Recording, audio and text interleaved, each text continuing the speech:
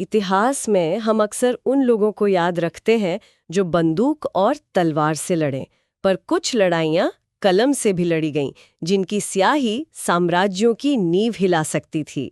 ऐसी ही एक कलम थी लुइस डी मेनेज़ेस ब्रागांज़ा की। बिल्कुल।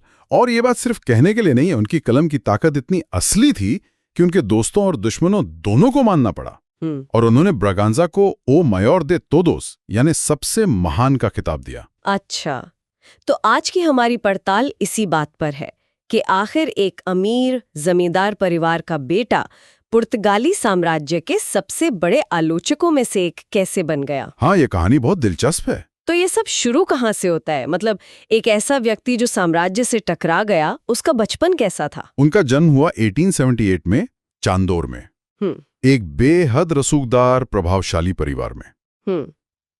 लेकिन उनकी जो असली परवरिश थी ना, वो किसी स्कूल कॉलेज में नहीं हुई। वो हुई उनके नाना की विशाल लाइब्रेरी में।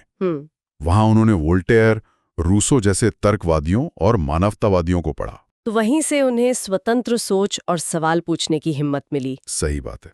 और 20 साल की उम्र तक आते आते वो सिर्फ पढ़ नहीं रहे थे, बल्कि पुर्तगाली भाषा के एक बहुत ही धारदार लेखक बन चुके थे। और इस लिखने की कला को उन्होंने बहुत जल्दी इस्तेमाल भी किया। सिर्फ 22 की उम्र में गोवा के पहले पुर्तगाली अखबार ओ हेराल्डो के सह संस्थापक बन गए। हाँ, ओ हेराल्डो। और उन्होंने एक दिलचस्प छद्म नाम चुना, सीनियर मेफिस्टोफिल्स। मेफिस्टोफिल्स जो साहित्य में एक चालाक और आलोचक शैतानी किरदार है। ये नाम ही उनके इरादे जाहिर करता था। मतलब वो समाज के पाखंड पर बिना किसी लिहाज के प्रहार करना चाहते थे। और इसकी सबसे बड़ी मिसाल 1903 में मिली। अच्छा, क्या हुआ था? उन्होंने चर्च के एक उपदेश की आलोचना कर दी। उस उपदेश में गोवा के ईसाइयों को गुलाम बने रहने की सलाह दी गई थी। ब्रागांज़ा ने सीधे आरोप लगाया कि चर्च स्थानीय लोगों से गुलामों जैसा बर्ताव कर रहा है। तो जाहिर है साम्राज्य को ये बात बिल्कुल पसंद नहीं आई होगी। बिल्कुल नहीं। उन पर मुकदमा चला, लेकिन ब्रागांज़ा ने अदालत को ही अपनी बात रखने का एक मंच बना लिया। और वो केस जीत गए। ये सिर्फ एक कानूनी जीत तो नहीं रही होगी, है ना? नहीं, बिल्कुल नहीं। इस जीत का असर बहुत गहरा हुआ। इसने पहली बार लोगों के मन से औपनिवेशिक सत्ता का खौफ कम किया। और इसी बदली हुई फिजा में जब 1910 में पुर्तगाल में राजशाही खत्म हुई, तो गोवा में भी पहली बार सच में आजादी की बात होने लगी। ब्रागांज़ा ने इस मौके को पहचाना और ओ डिबेट अखबार के जरिए इस उम्मीद को एक आवाज दी। लेकिन ये उम्मीद शायद ज्यादा दिन नहीं चली। लिस्बन में तो गणतंत्र आ गया, पर गोवा के लिए तो कुछ नहीं बदला। कुछ नहीं बदला। उनकी स्वायत्तता की सारी मांगे अनसुनी कर दी गईं। और फिर तो मतलब हालात और भी खराब हो गए। कैसे?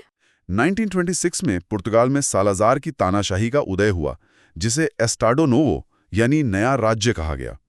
ये एक फांसीवादी शासन था जिसने हर तरह की नागरिक स्वतंत्रता और असहमति को बेरहमी से कुचलना शुरू कर दिया। प्रेस पर सेंसरशिप लगा दी गई। तो तानाशाही आने के बाद जब कलम चलाना और भी खतरनाक हो गया, तब उन्होंने अपने प्रतिरोध को कैसे बदला? यही उनके साहस की असली परीक्षा थी। वो झुके नहीं, बल्कि अपनी आवाज और बुलंद कर दी। अपने आखिरी अखबार प्रकाश के जरिए उन्होंने खुलकर गोवा के लोगों को भारतीय राष्ट्रवाद से जुड़ने के लिए प्रेरित किया। अच्छा। और उनका सबसे बड़ा और साहसिक कदम 4 जुलाई 1930 को आया, जब सैलाजार ने कॉलोनियल एक्ट पेश किया।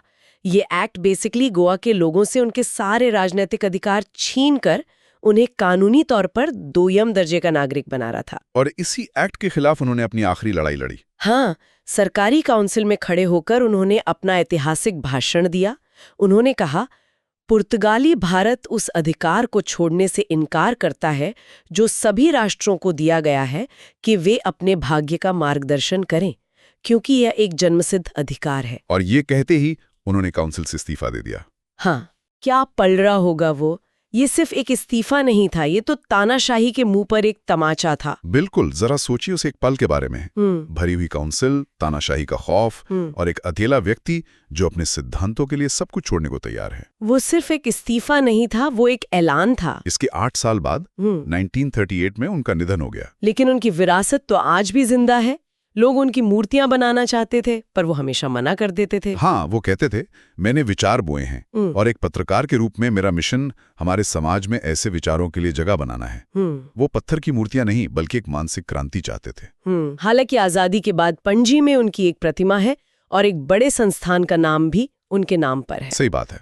तो मेनेज़ेस ब्रागांज़ा की कहानी आज के सूचना और शोर के युग में क्या मायने रखती है? ये हमें याद दिलाती है कि एक तर्कपूर्ण और साहसी आवाज, चाहे वो कितनी ही अकेली क्यों ना हो, एक पूरे तंत्र को चुनौती दे सकती है। ये सवाल आज भी उतना ही जरूरी है। क्या हम सच बोलने और सवाल पूछने की हिम्मत रखते हैं? ये एक ऐसी बात है जो आज भी हम सबको सोचने पर मजबूर करती है। इतिहास, विज्ञान और समाज से ऐसे ही गहरे विचारों और कहानियों को समझने के लिए हमारी आगे की चर्चाओं में भी शामिल हों।